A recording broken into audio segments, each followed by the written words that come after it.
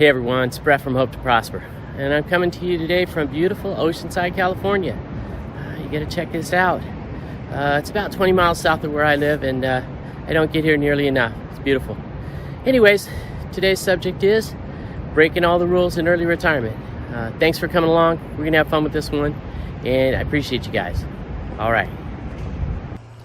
When I started my early retirement journey, one of the first things I did was I did a lot of YouTube research, and I listened to a lot of the retirement gurus, people like Azul and Rob Berger and Joe Kuhn, to try and figure out what I needed to do.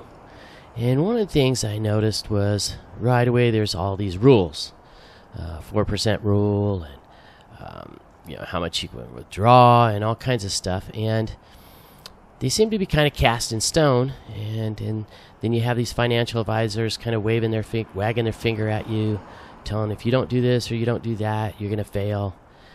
And it was pretty daunting. And as I researched things and as I checked everything out, I started to realize, now wait a minute, these rules could be, they could be changed. They could be overcome. You're not really bound by them as much as people think.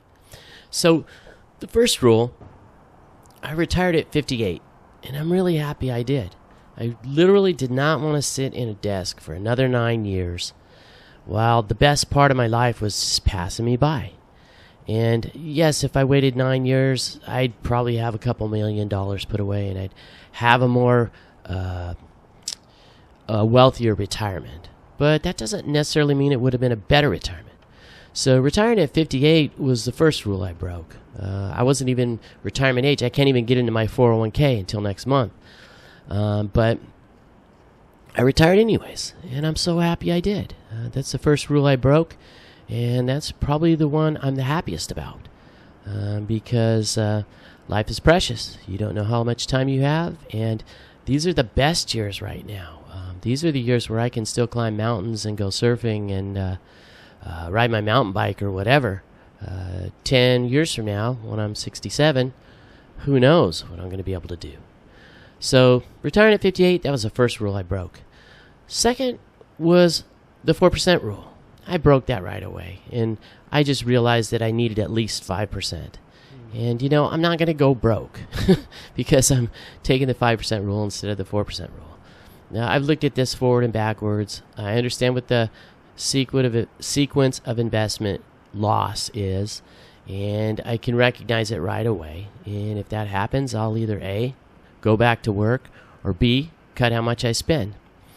I also am tempering that by having a year's worth of cash, so that if the market does take a big dump, I can take it out of my cash equivalent or my money market instead of taking it out of my stocks and cashing them in at low values.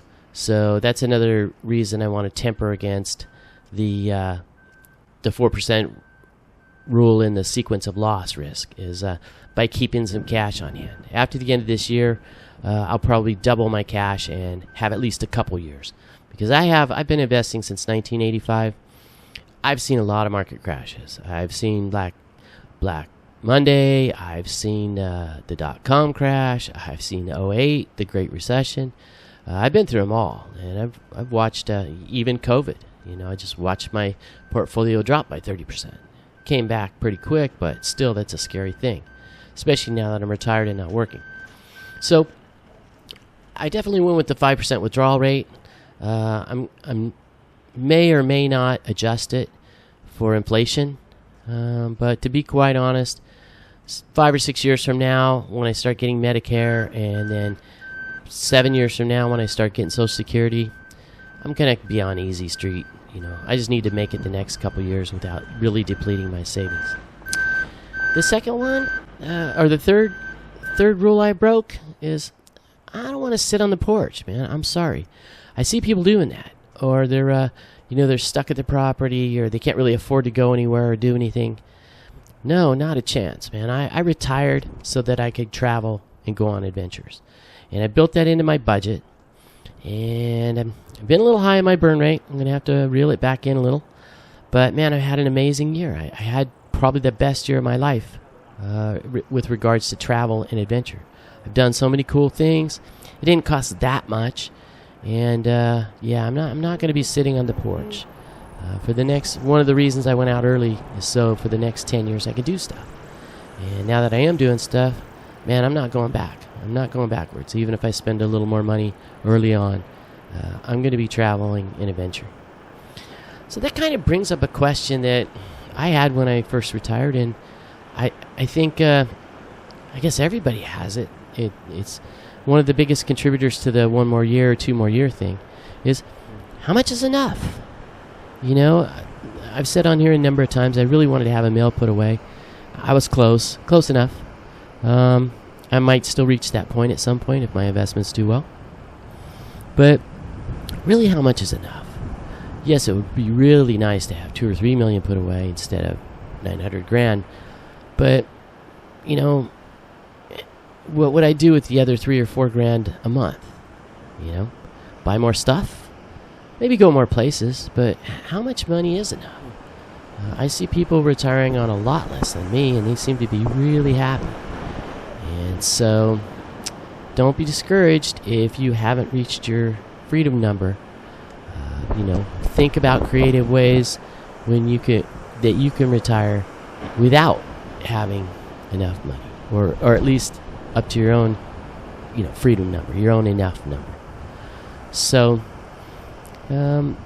Definitely don't delay. And if you can, if there's any way you can swing it and find your freedom and enjoy this part of your life, if you've worked hard enough and you're reaching that point, definitely take the initiative. You'll thank yourself later. And then there's one last thing I want to cover, and that's just you make your own rules. You make your own rules when you retire. Yes, there are good rules of thumb, and yes, there are good guidelines to go by. But essentially, your retirement is your retirement. You should do what you want to do. For instance, I don't want to relocate during retirement. I know a lot of people who've moved to Florida, moved to Texas, so they could afford to retire. I know someone really close to me who's considering moving to Arizona just because they can't really afford to retire in California. And I'm like, I'm questioning the assertion, you know, and I told him, you know, you need to question this, really. Is that going to make you happy? And so, you make your own rules in retirement, and you do your own thing, within reason. You know, there are limitations, obviously, financially, emotionally, and most important, health-wise. But, you know, you make your own rules in retirement, and you should do what makes you happy. Because it's a short time, you know. I keep telling people I probably have about 20 good years left. And then I'll be rolling up on 80. And then who knows what I'm going to get to do at that point. You know, I might be sitting in a nursing home eating Jell-O if I'm around. So, I'm making up my own rules, and I'm trying to enjoy it as much as possible. Because I can see the time slipping through the hourglass, and I'm going to try and make the most of it while I can.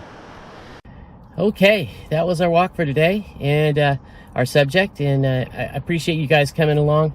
I want to thank you all for liking and subscribing to my channel, and I hope you enjoyed today's subject, and we will see you next week on our next adventure. Wish you all health, happiness, and prosperity in your lives. All right, see you next week.